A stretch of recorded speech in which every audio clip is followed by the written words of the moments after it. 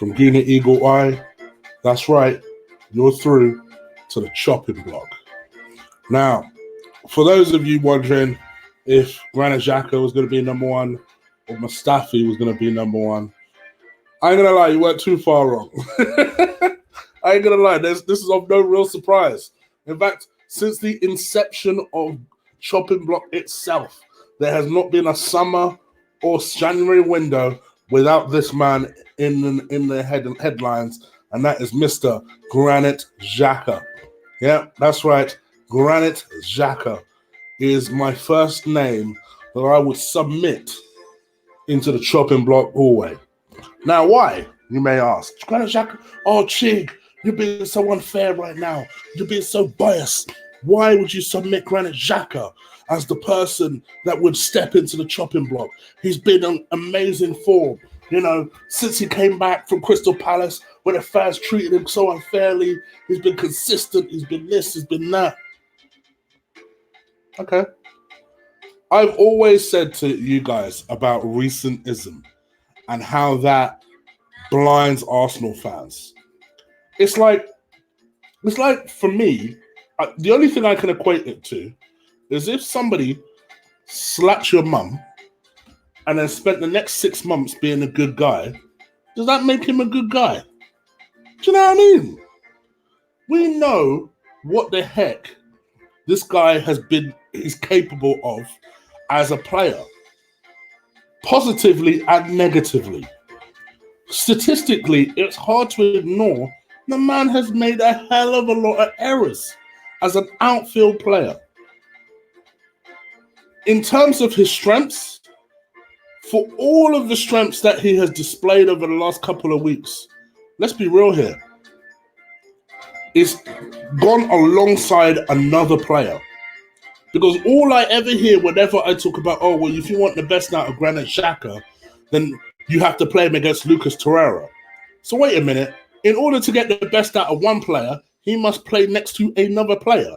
And that is justification as to why he should be playing. What? Granit Xhaka has a wand of a left foot. Does he really? When was the last time he scored a goal? When was the last time a 60-yard pass actually got to its destination?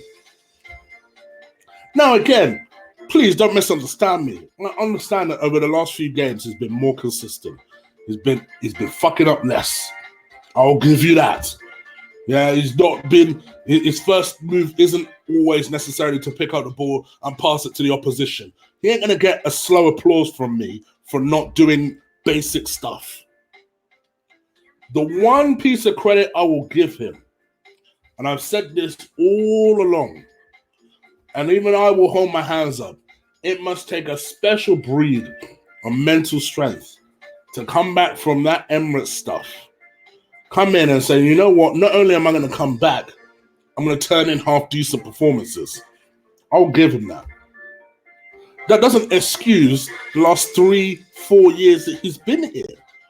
And this is where Arsenal fans will forgive you, boy. You could be crap for 5 years.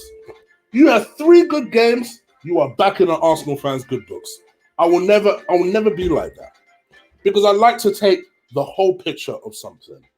This is what I was trying to say about the Martinelli thing earlier. I think Martinelli is a fabulous player. Fabulous player. But let's be honest here. He's 18. He's just come into the team. I'm not going to completely gush over this guy and say, oh, he's ready. He's a well-beater. He's this, he's that. But an Arsenal fan will. I'm not like that. Just the same way that Granit Xhaka for the last 7 or 8 games has been a consistently good player.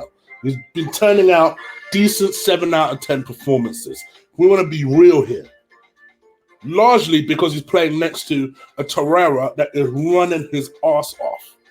Again, let's be real here, because we saw what happened when Granit Xhaka plays next to Guendouzi.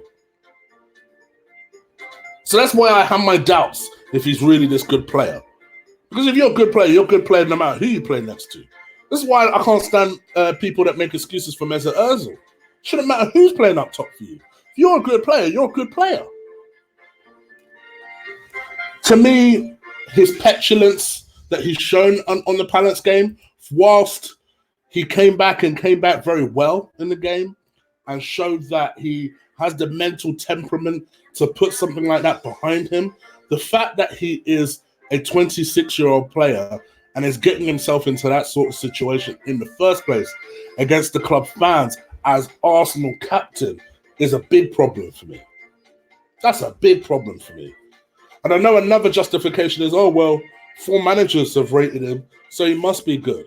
So, what's happened to 3 out of 4 of those managers? What kind of justification is that? For 4 managers have seen him, so cool, yeah. 3 of those managers have been sacked. So let's relax here.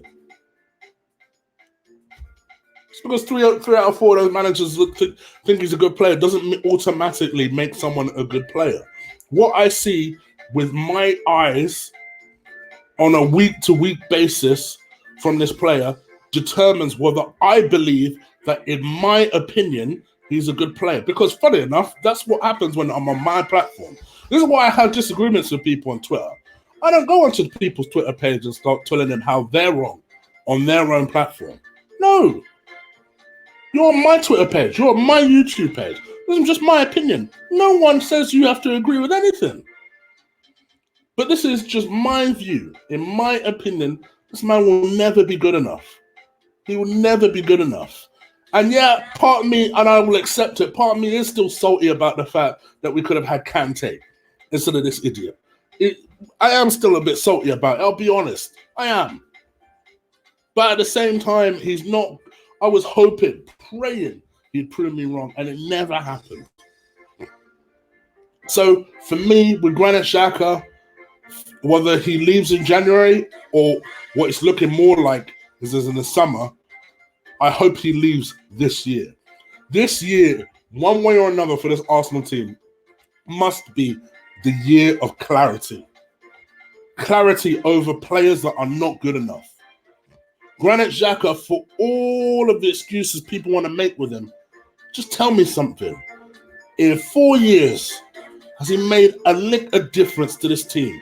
I don't mean over a game. I mean for a sustained period. Has Granit Xhaka made a difference to this team? I don't give a damn if his last 7 games have been good. What's he done the last 4 years? Heck, what's he done the last 6 months? Give me 6 months. So I thought I'd make that point nice and clear because I know people are going to be talking. But for me, Granit Xhaka, if we receive any semblance of a decent bid from Hertha Berlin, quite honestly, I'd take 20 million. I'd take 20 million and call it a day. Call it a day and go and get someone else. I gave you 2 alternatives earlier today in my video. And just so that I'm making things clear and that I'm a realistic person, whenever I do a chopping block, I'll also do a Chick Knows Best video series on that same position. So I voted for the fact that I believe Granit Xhaka needs to go. So tomorrow, I'll do a Chick Knows Best video series about 5 midfielders I'd replace Granit Xhaka with. Anyway, guys, I hope you like this video. I hope you like the feel. I hope you like a little bit of African culture injected into your veins through this. I thought I would just give you a sample of it. Obviously, I've had a lot of subscribers since my last chopping block, and are wondering why the African music. I'll tell you what, go and check out the description. It'll tell you exactly why the African music. But until then, please do hit that subscribe button. This is a very, very quick, very, very brief video, but I hope you do enjoy it. Please do stick a like on it. Please do hit that subscribe button. I'll be back again tomorrow with, I think, at least 2 more videos. The preview to the Crystal Palace game, as well as Chick Knows Best video series. And maybe, if you're extra good, I might even squeeze an eagle eye in there. So you can't say I don't treat you guys. All right, guys. I'm off for now. Please do enjoy the rest of your Thursday night. I'll be back again tomorrow. And that's pretty much it from me.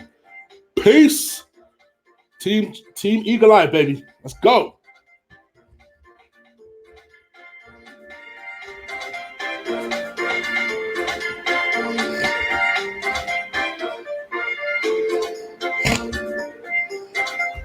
I don't even know why I did that. Sorry. Peace.